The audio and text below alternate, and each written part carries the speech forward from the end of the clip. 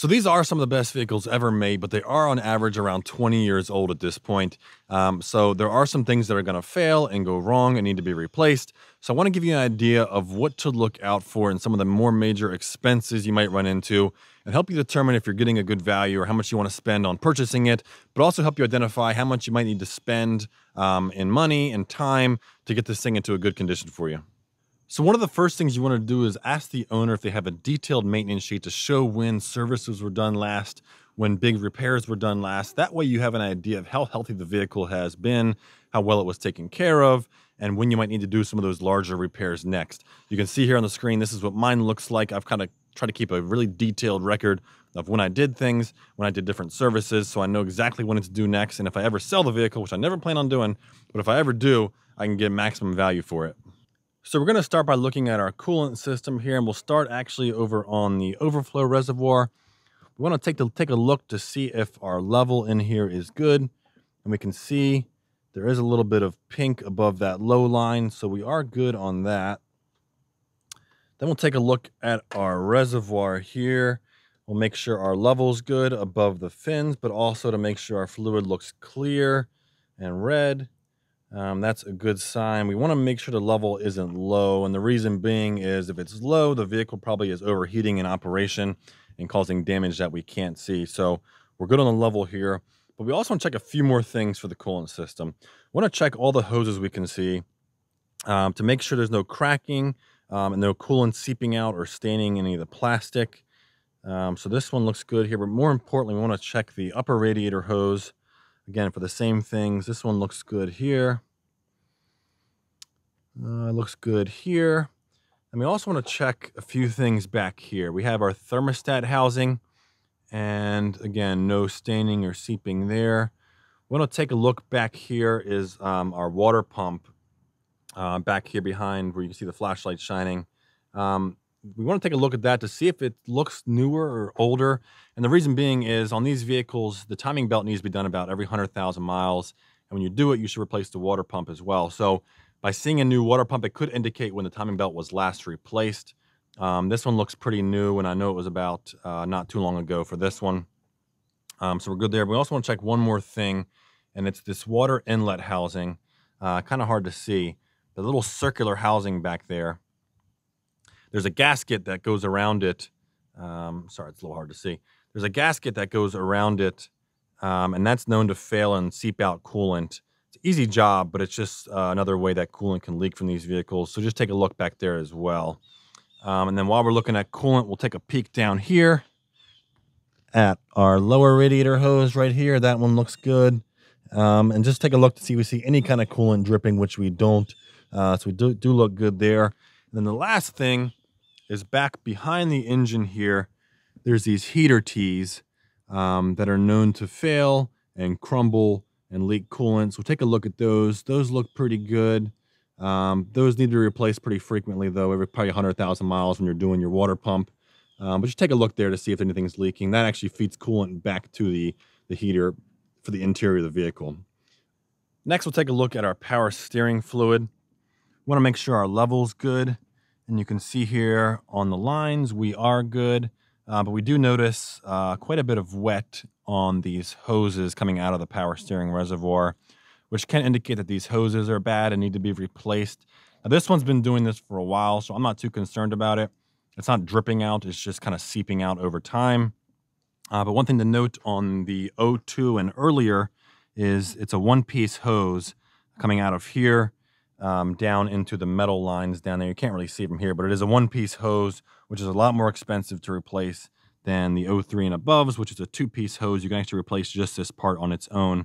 But we do want to check that just to get an idea if that might be something that needs to be replaced soon.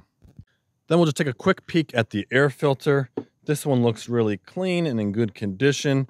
We want to check this. It's super easy to replace and cheap to replace, but if it's dirty and old, that can indicate that the previous owner didn't take great care of the vehicle, and some dirt and contaminants could have easily flowed through into the engine intake there.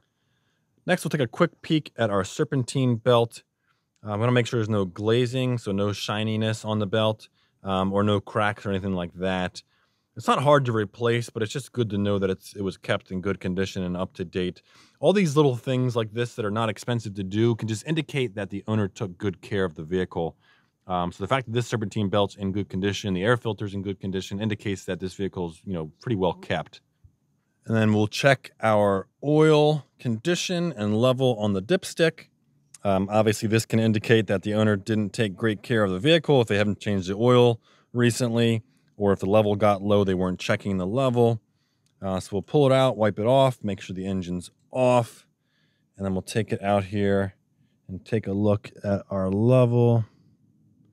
You can see this one does look good. We do have some fluid above where the line is. Next, we'll look at our brake fluid and our accumulator and pump. This vehicle does not have a vacuum booster. It has a brake fluid reservoir, an accumulator over here, and an electric pump down here. And these things are very expensive to replace if they go bad. And what we can do to test it is turn the vehicle on and listen for it to start pumping brake fluid.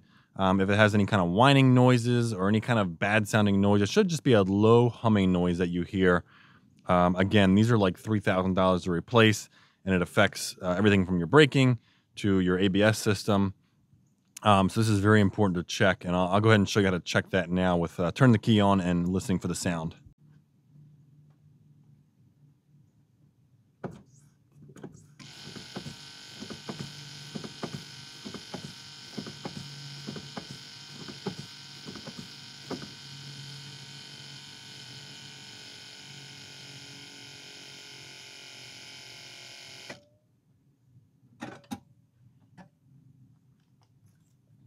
So that's the sound we should hear. We turned the key on and pumped the brake a few times, and that pump kicked in, electric pump kicked in, and you can hear that low humming noise. That's what we want to hear. And while we're looking at our brake fluid, we'll take a look at the brake lines coming out of the pump, these gray lines here. And then also, it's kind of hard to see, but on this side especially, but there's some coiled brake lines down there that go to the actual brakes themselves. A little easier to see from this side. These coiled lines here, those are our brake lines that go to our front and our rear calipers.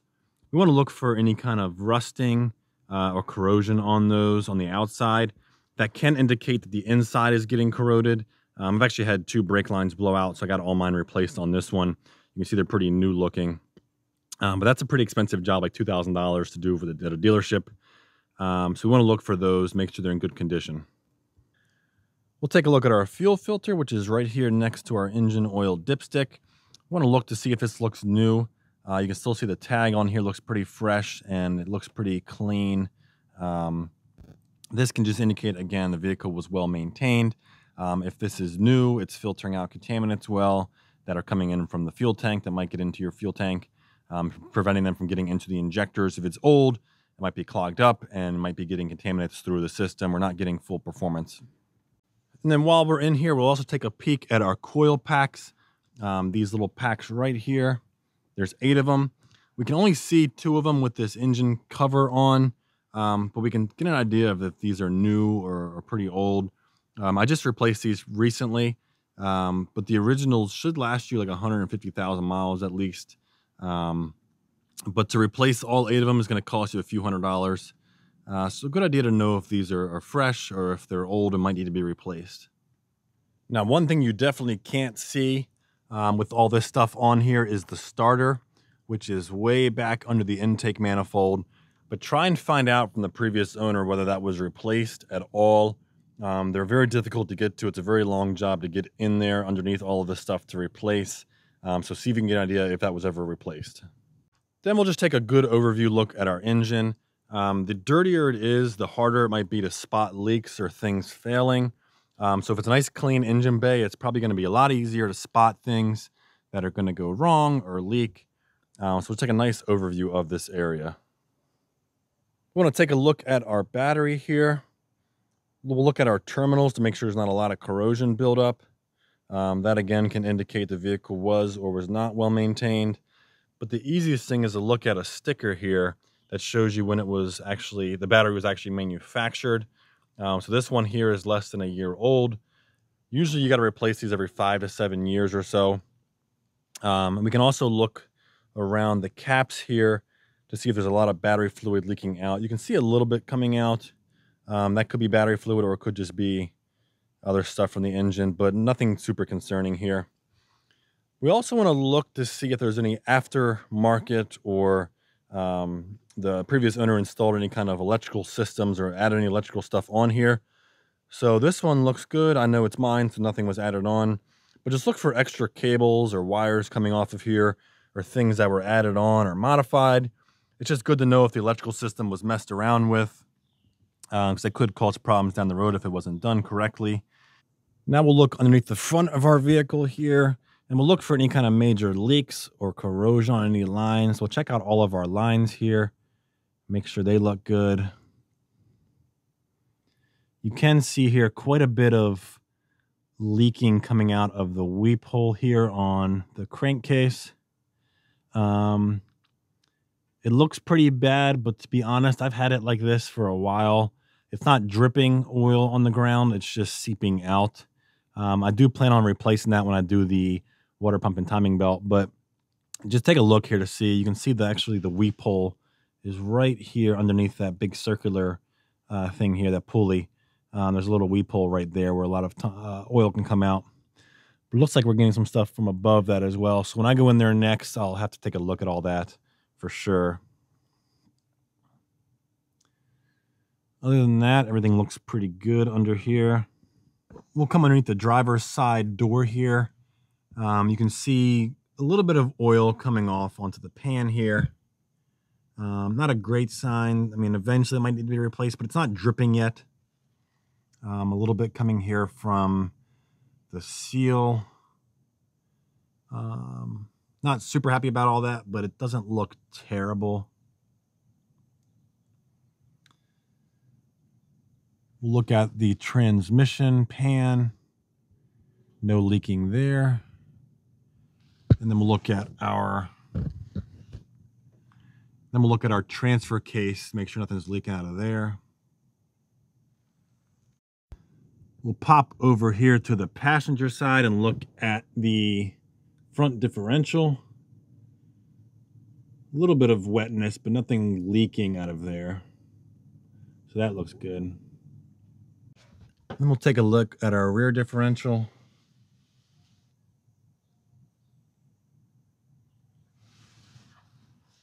Again, there is some seeping coming out of here, but it's not leaking terribly. I believe it was leaking out of the fill bolt. I'll tighten that up recently. You can see it's kind of getting dried up there. But just good to know if the level's getting low. If it's leaking, the level might have been low, causing excessive wear in the actual differential. So now we'll look at our axles. This is our passenger side front. We want to look at our CV boot to make sure it's not dumping out grease. And this one actually looks like it is. You can see here, it looks like the ball joint may be bad, but it actually looks like it's just grease coming out of the CV boot and piling up on top of it. So we'll wipe that off and take a look at it. But keep an eye out on that.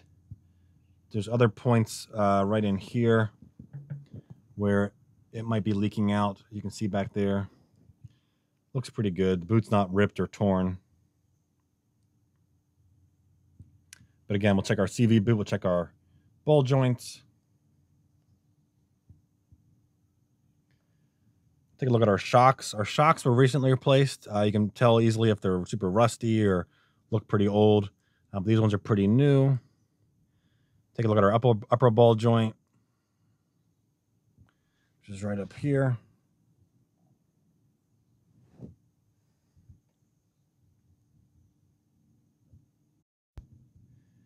And now for our driver's side, same thing. CV boot looks great. There's no leaking onto the ball joint. We do see some wetness up here. And you might notice that the tie rod end going into the steering rack looks like that little boot is ripped. And it looks like it could possibly be the steering rack seal, which is leaking a little bit of power steering fluid out onto the boot here. So that's probably going to be something of concern with this vehicle. The power steering rack seal might need to be replaced. Hopefully the entire power steering rack doesn't need to be replaced, because that's a little bit of expensive and time-consuming job. Your steering rack is this long rack up here above this. So we'll keep an eye on that. Not a deal breaker, but definitely something to keep an eye on, and just maybe a bargaining point. While we're down here, we can look at our oil filter, see how new that looks. You can see here it's not super old. The label's still on it, so probably was replaced pretty recently. So if we don't have any records of oil changes, we can at least look at that and determine how old the filter might be. Next, we'll look at our wheels and our brakes real quick. It's kind of hard to tell the brakes just by looking from the outside without taking the wheel off. You can kind of peek in and see if you see a lot of meat on the brake pads. These have a little bit left on them, but probably want to replace them pretty soon. We'll take a look at our tire. Look for any kind of cracking on the outside here. We can also tell a little secret here. There's a month and a year printed on the tire of when that tire was made. So this one was made in November of 21. So we know it's not a super old tire. And we'll also just take a look at the treads here. These are some beefy off-road tires, so there's plenty of tread left on them. But it can't hurt to just look up here as well.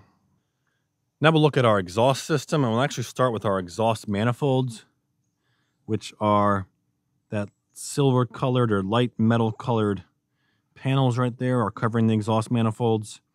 And then it leads down into your catalytic converter, which is down there where that little flange is. But these look pretty old, some rust growing on them, which can indicate that if they do fail soon, it's going to be hard to replace. These are not easy to replace. So if you look at those and they look brand new, you're in good shape. If not, just keep in mind you may need to replace those at some point, and they're pretty hard and expensive to do. Next, we'll look at our catalytic converter, which is this pipe right here. We'll look for any major rust holes or rust spots. But also we want to check out this flange up here, which connects or holds our sensor in. If it gets super rusty, it might cause that sensor to pop out and throw a check engine light, and then you have to replace the entire catalytic converter. That's happened to me before on this vehicle. You can see here the hole up in the padding there where it burned through because the sensor popped out. You can see by the bolts here that this mid pipe was actually recently replaced. Got brand new bolts, brand new mid pipe, so we're good there. Now I'll switch to the other side. You can see where our mid pipe connects into our muffler here. And we'll take a look at our other catalytic converter as well. And that little flange there where the sensor plugs in, that one looks pretty good. Exhaust parts aren't terribly expensive. You can get aftermarket mufflers for like 150 bucks, 200 bucks. I've done that before, but they only lasted me 2 or 3 years. So I went ahead and bought just OEM ones. They're a little more expensive, but I like the look of the OEM sound, the OEM performance, and just knowing that this is going to last a lot longer than those aftermarket ones. One other thing to mention on some of these 2000, 2001, and 2002s is there's been some reports, very small, but some reports of the transmission planetary gear. Your transmission's back here, but the overdrive planetary gear, the teeth cracking on it, this can cause it to fail and you have to replace your transmission. I actually had to do that on mine here at 150,000 miles. They usually say around 150,000 miles is the benchmark of like, if it made it past that, it's probably good. If it didn't get there yet, it could possibly have that failure come up. So just keep it in mind as you're buying these 2000, 2001, and 2002s, that might be something that pops up, and it's about a $4,000 job to do. As these vehicles are around 20 years old, you have to look out for rust as well, in a lot of the places you might not expect. Back here on the rear hatch, I actually had to cut some piece out and paint over it so it doesn't rust anymore. You can see some bubbling coming up here around the lights. This handle actually rusted off. I had to replace that. Some other places on here. Back here behind the passenger rear seat, rear door, you can see here it actually is rusting through a bit. Not much I can do about that. Some bubbling going on there. Other than that, nothing major. Just some bolts in here can get rusty over time, obviously. Nothing else really rusting in the engine bay. But just keep in mind, as you go about doing jobs on this vehicle, a lot of the bolts are going to be rusty, and it might take more effort to do some of these jobs than it would if you had a newer vehicle. Actually, I probably won't be able to show you here, but I had a panel back up here that rusted out I had to replace. Actually, you can see it there. I had to break some of that rust off.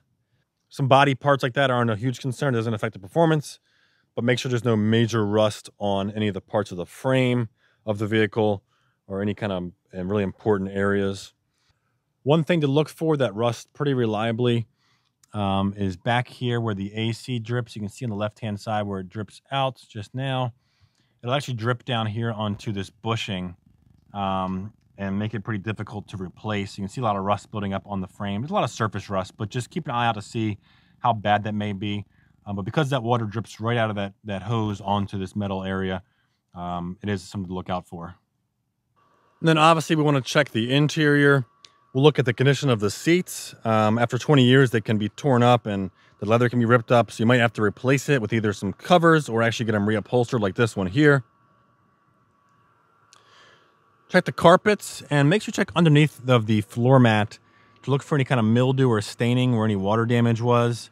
These ones look good. Nothing really sticks out. Check your dash. Make sure there's no lights active anywhere for check engine lights. And then just take a look at like your radio and your head unit area to make sure that's what you want. It might be a couple $100 to replace it with like a touchscreen unit if you want one of those. So just something to consider, another bargaining point. And then just a quick glance at the interior. Make sure it's nice and decent. If there's things that are really torn up in here, you can definitely bring those things up. I'm going to put a link in the description of a pre-purchase inspection, a list of all the things we talked about today, so you can bring it with you when you go to look at a Land Cruiser you're looking to buy. Thanks for watching today, guys, and good luck out there. Hope you find the Land Cruiser you're looking for.